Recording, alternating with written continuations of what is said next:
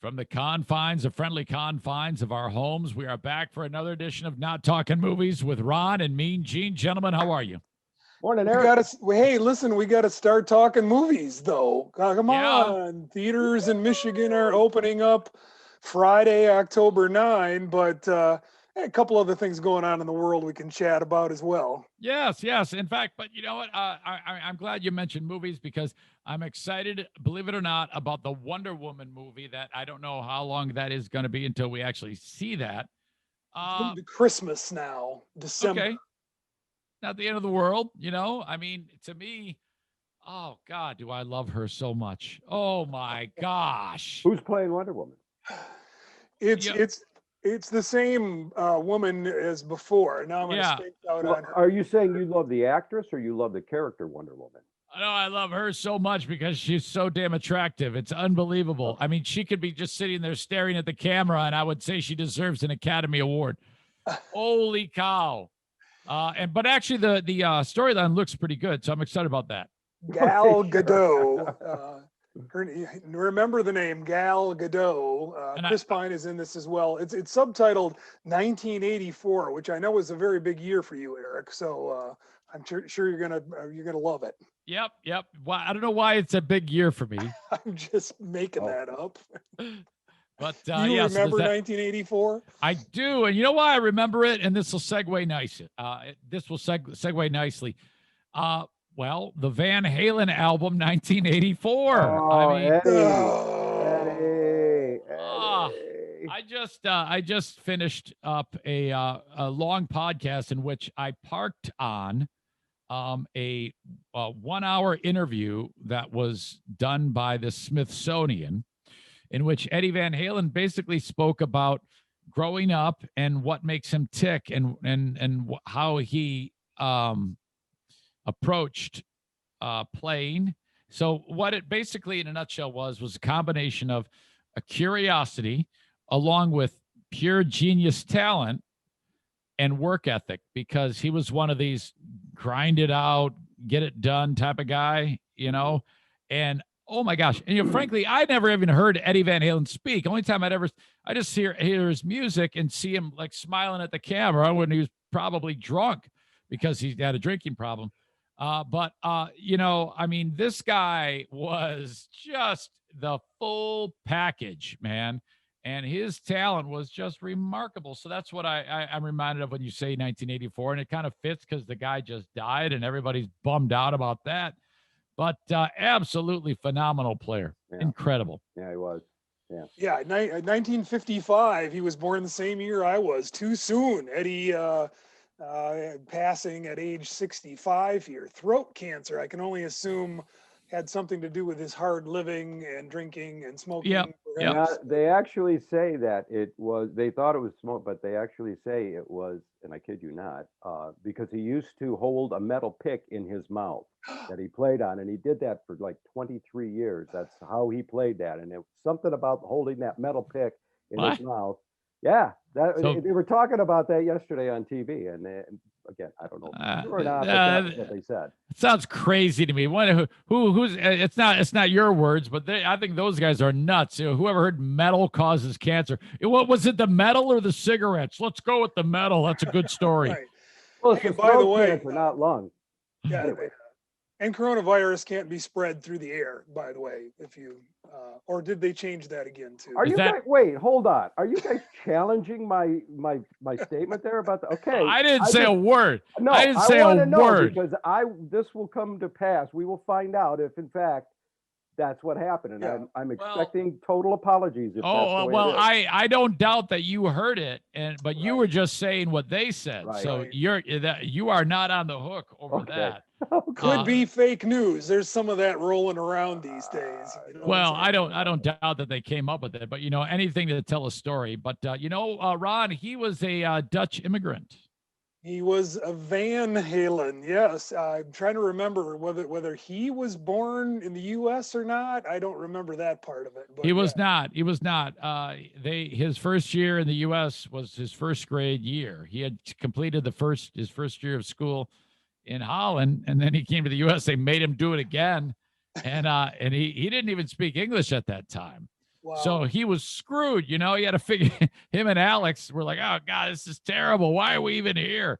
And his folks were both musicians, and they were, I mean, he grew up in with that type of environment, and his dad was like, oh, this guy's a genius. And his dad only his dad died about 83, 84 or something like that.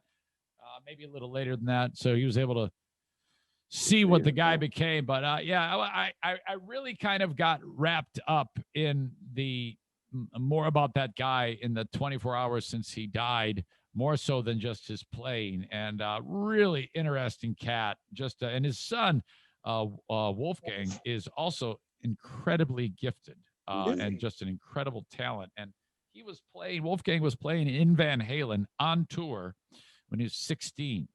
I didn't know that. And he was the bass player for the band, and it was like, oh yeah, he's gonna stink. But no, he's great. Another Tommy Shaw. I got to tell you, I never saw the band live. I appreciate the awesome guitar work as a amateur, never could play well guitar player in my life. To see him play the guitar, regardless of whether you liked Van Halen. Any of you guys see him in concert? No.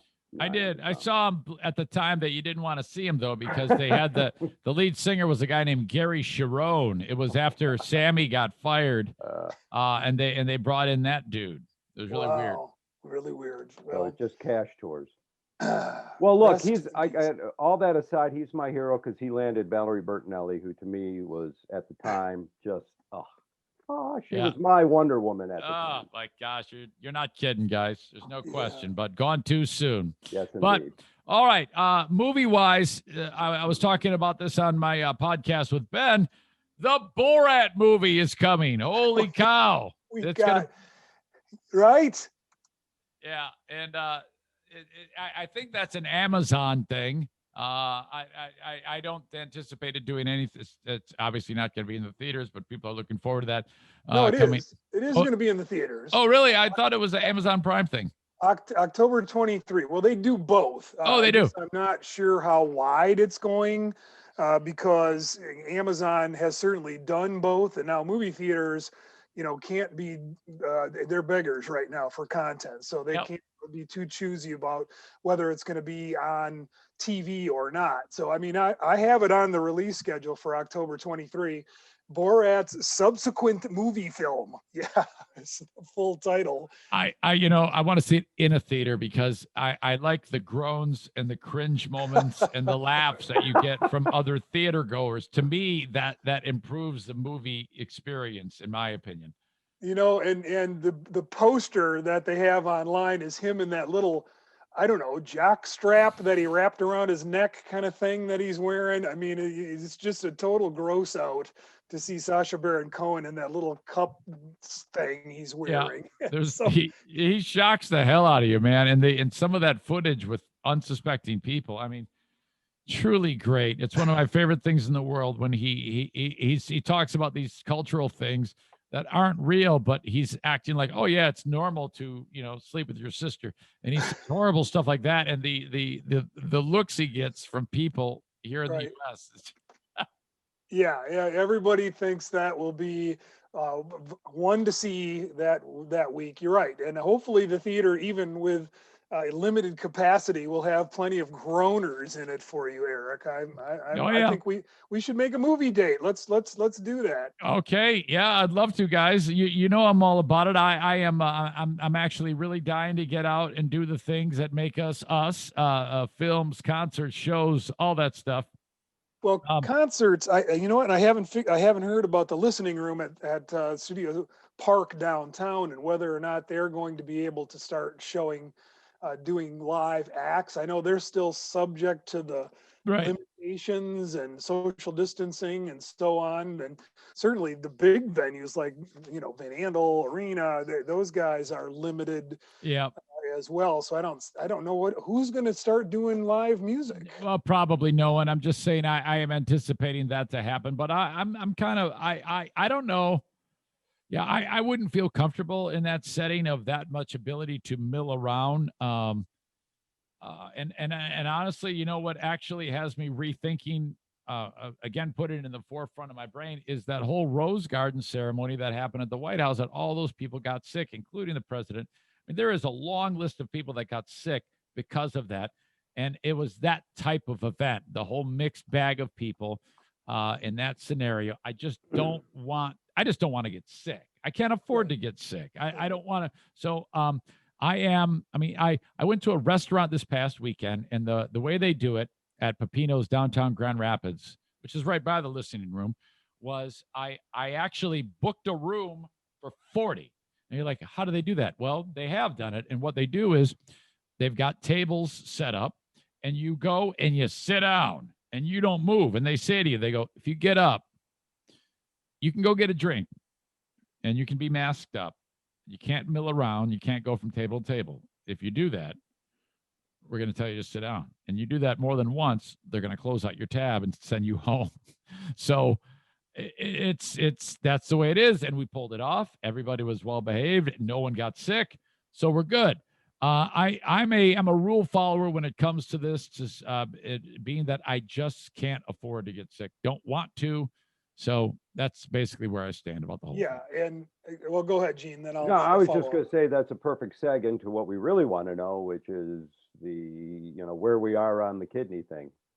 Yeah. It's been 2 weeks. So I don't know, Ron, if you had something to say, go ahead. But I was going to go there after responding to Eric, but we'll okay, let me just throw this in, because movie theaters have decided in the cinema safe protocol that there will be no one sitting next to you. Okay, there will be at least 2 seats, i.e. 6 feet between you and another guest there. All their employees will be masked up. There's no cash. It's all credit cards. They're making it as touchless as possible, doing the super cleaning, got the super ventilation going. I mean, all the things that Rose Garden event was not, where people were not wearing masks, where they were sitting elbow to elbow, where there was no social distancing. And movie theaters are doing the exact opposite. Yeah. I think that event being okay, it was a bad week for Trump. You had the horrible debate. Both of them. You had the trouble getting there was a lot of discussion about stimulus money and stuff like that, and back and forth on that. The debate was terrible. And then the illness thing. And then the guy can't even just get sick without there being a spectacle. There always has to be some type of drama. Seriously, man, just get sick, get better, go back to work. Now, and then you have the whole element of where the illness came from. And I guess my question is, are you that bold going forward if you're Trump or anybody that's with him? Because, hey, all these people got sick. And I understand the whole business about, you can't let it hold you down and don't let it dominate your life. Well, not everybody responds to coronavirus the same way. You may have emerged unscathed in this, and that's good. I mean, nobody wants to see anybody die here. But at the same time, not everybody is going to be so lucky. So I don't know. I think that going forward, I'll bet you they don't have events like that. If they, after this catastrophe, with all of these people getting sick, going back to that event, and then they continue to have stupid moments like that, if they're wondering why the guy loses the election, it'll be because of moments like that, in my opinion. You somehow get the feeling he wants to lose the election after that debate and after this thing here. He just I don't know. We'll see. I totally agree with you. Yeah, I don't think he wants to lose the election because he faces a mountain of debt and litigation and possible jail, and who knows what could happen. That won't happen. He's a little, heard it here first. Gene said no. I said yes to what is going to happen. From metal picks. If he loses the election. But Eric, I think he's already proven he continues his cavalier attitude toward COVID with his mask off and people in the White House. And he has events scheduled, and I wouldn't be surprised if he just continues this. It's no big deal, even though he got the best medical care on earth. And it is a big deal to 210,000+ people that died and their families. So you're right. I think his whole attitude at this moment could cost him the election. All right, gentlemen. You wanted to know about what's happening with the kidney, and when I last left you, I believe I was at the point where I was waiting to hear from the recipient about whether or not he can do this, right? Right. Because you were accepted, and yeah, that's what we were waiting for. He can. Yeah! So my man is now, the only thing left is a very simple thing. They want to ensure that his heart and lungs are strong. So they put him on, because, obviously your everything kind of gets a little wonky when you're under the knife, and the last thing they want is a cardiac arrest during the procedure. So they got to make sure that when they put the leads on you and throw you on the treadmill or the exercise bike, that your heart looks normal and the lungs are operating at a strong level. That's, at this point, from what I can tell, is simply a formality. So once that happens, and I was told this is by him, this is officially a green light project. Woo-hoo. So this is happening. And now the next step is not until when the stress test happens, then when that comes back normal, which it more than likely will, we'll then schedule. And to me, he goes, when can you do this? I go, well, you're the one who's on dialysis, and I want any day you can have one less dialysis. That's good by me. So you tell me, man, what you want to do. I can come tomorrow if you want me to. So that's basically it. So is there a timeline? Well, being that he is struggling, he needs this kidney, the sooner the better. But no, we don't have anything etched in stone yet, but very quickly. It could be days, right? Yeah. It could be days or at least a couple weeks at the most. Yeah, at this point, you're going to get a call and go, boom, done. It's out there, and we'll actually schedule it. We'll say, okay, what works best for you? And I'll say the same thing that I told him in the past. I'll say, well, how long do you want to wait? And he'll say, not at all. And I'll say, well, then schedule it. I don't have a job per se. Well, I have a job, but I don't have a job where I'm beholden to the man. I can You're the man. I can make he is the man now, dang it. So then, so it just works out beautifully, that I have this, and my wife has 3 months of time banked up. She can get away. So yeah. When did this whole saga start? This has been just an incredible journey, man. It had to have been, how long has it been? It was May 17th. That's when I first discovered him online. Okay. And this process has gone through that. That is. Yeah, we're approaching 5 months, which is faster than what I thought it would be when we decided to go down this road. But I think, probably by the time it's all said and done, it'll be near Christmas, I guess, or maybe sooner. Wow. What is the facility that this takes place? It's in Los Angeles proper, or it is on the campus. It's in Westwood on the campus of UCLA. Oh, right. So it's right there. It's sweet, man. Oh my God. It is a great place. So I've been just working out like you wouldn't believe. And the goal is, I want a quick recovery. So I'm getting in shape. I've been running, I've been lifting weights, I've been eating as best as I can. That's probably been the hardest thing, has been avoiding sugar. But man, it's going okay. I think we're in a year. I got a goal of the Grand Rapids Half Marathon. That happens in October of 2021. So I got to get the kidney taken out and then get back in shape. Awesome. And I don't suppose you've been back to the YMCA since they opened up, right? No, I haven't. I gave it up. I've been, I've been running outside, and I've gotten accustomed to that. And now I'm saving the $100. Right. Me too.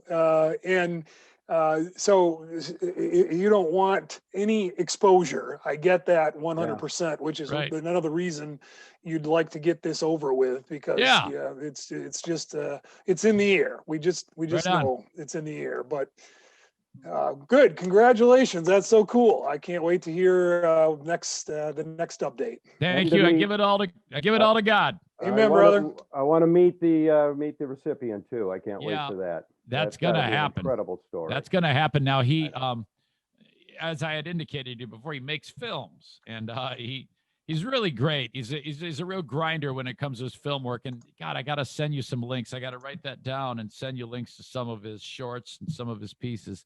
And you guys would like that. But can you now? Okay, I'm always thinking down the road of what if, maybe this can happen, maybe this can happen.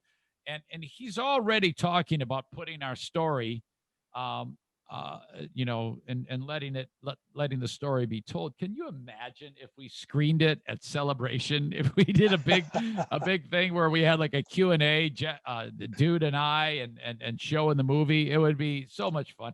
And the goal here is advocacy. I've become very involved in the idea of trying to put this thought into people's brains, just like it was put into my brain. And the idea that it isn't that far-fetched, and you might be the type of person that might need that little nudge to consider going and exploring this, because there are so many people whose lives can be helped by this type of by giving away a kidney. Right. Any organ transplant. Organ transplant. But this is living, so it's a little bit more involved. Right. People like, when it's dead, take it, and that's great. I love that. But this is since I've been through this process, I know every single nook and cranny of how this process works, and to be able to detail that to a person who has questions about it, that would be part of the advocacy and providing information and how amazing it is. If a person ever gets that far in their decision-making process. Well, even though I'm no longer employed by Celebration Cinema, I know a few people, and it's certainly, while I was there, the sort of thing that we did all the time, particularly when there's a terrific cause to celebrate and create awareness and fundraise and all of those things that Celebration Cinema is known for. I certainly love that idea. But yes, I know you've talked about documenting this, and there was some question last time whether there was going to be full access for a camera crew or whatnot, but is that still possible? Well, I don't know. That's up to him.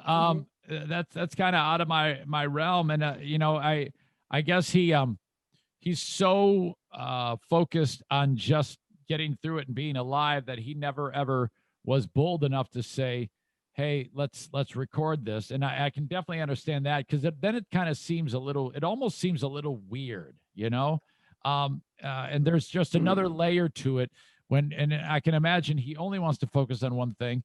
And I can certainly understand that. But I mean, even if there was a lot of times when a documentary is made, it's almost like just a lot of Q&A and interview.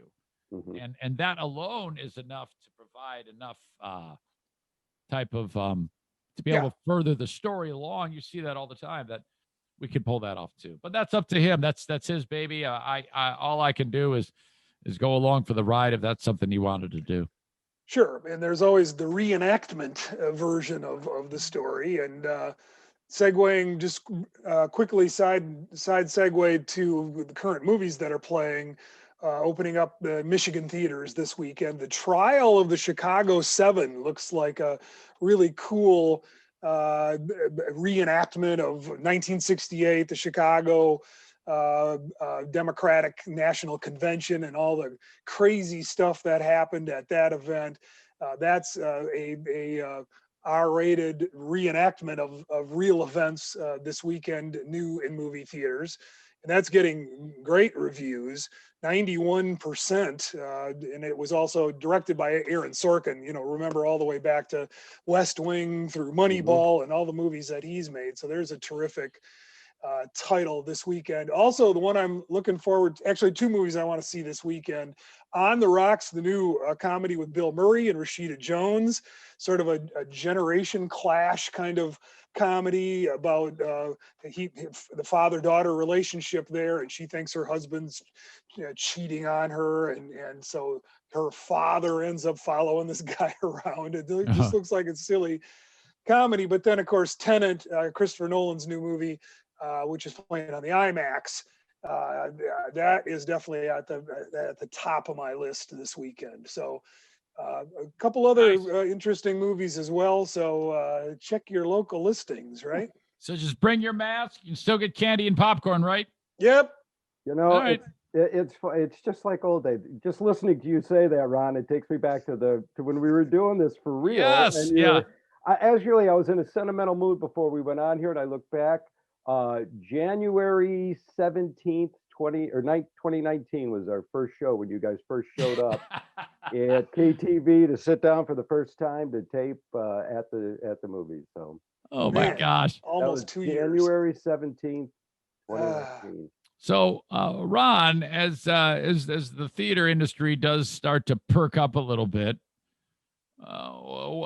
what if someone tapped on your shoulder and said, "Hey, can we squeeze another year or two out of you?" Well, I mean, what did? Don't stay away from the light. Well, and what will this gain? What is my monetary incentive? Oh, for this? okay. Oh, So God. you give them a, well, let me ask you this. What's it worth to you? Yeah, exactly. You know what? I certainly thought for a while that I could work part time and so on, but boy, I tell you what, after 8 months, I am so enjoying this retirement life.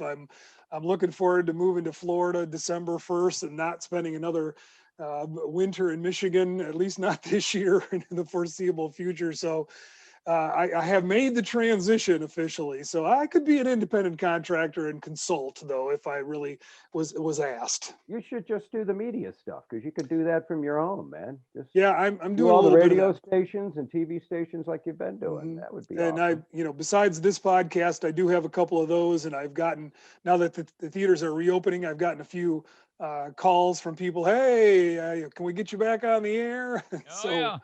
we'll see. Do you do anything with JoJo Gerard? I do not. And do you still do stuff with Andy Rent? No, So nothing with Town Square whatsoever. no. Wow. All right. That's funny. Actually, I Interesting. worked And with JoJo for I've turned that back over to the Celebration Gang because I'm not representing them. So if they want to continue that with Cumulus or Town Yeah. Square or anybody else, that's up to them. Yeah. I've kept a couple of network type things, and you guys, and then one Muskegon station that I'm talking with each week. So I'm actually trying to get a gig right now with JoJo. Gene, you said you've worked with him before? Yeah, I worked when he was back in, oh God, this was early 80s, mid 80s at Sunny in Muskegon back in the day when he was doing mornings there. Oh my Yeah, gosh. that was his news guy for probably a year and a half before he that's bolted for awesome. Baltimore. Yeah, it's my God, I'm guessing an entry level position. He needs a sidekick. So I said, yeah, that might be fun. So I threw my hat in the ring, and then I'm like, my expectation was so low when I sent everything over there that I got an email back, and the email was like one line from the boss, and he said, "We're auditioning people. We'll let you know." And that's all it said. And I was like, if I don't hear another word, they responded. that's like huge. I'm like, oh my gosh, I'm so excited. follow You know up. what? It was just a general response. Nobody actually looked at the email. They just saw your name on Everybody got that. It yeah, was just, exactly. it's just, let's just send the same thing, copy and Right. paste to every dumb. Exactly. It was just an who knows? automatic response. It just, the way I looked at it was an opportunity to actually just have some fun and diversify what I do. So that's what I was thinking. But if not, no big deal. I've worked very hard here. So yeah. You have. Good luck with that. Okay. Well, guys, I tell you what, it's as always a pleasure to get you on here. We've got another big week under our belts. Truth be told, we barely got this one going because of me. And I was scrambling, but Gene pulled some strings and made it happen. So thank you for that. Thank you for the patience. Sure. No problem, sir. Let's try next week. Let's see what happens in our world. I can hardly wait. Perfect. Always something good. I love the ground that we cover on this show. It's fantastic. Okay, till next time, boys. Whoa. Yep. Whoa. Now that theaters are back open and movies are coming back, go ahead, Ron. See you at the movies. Yes.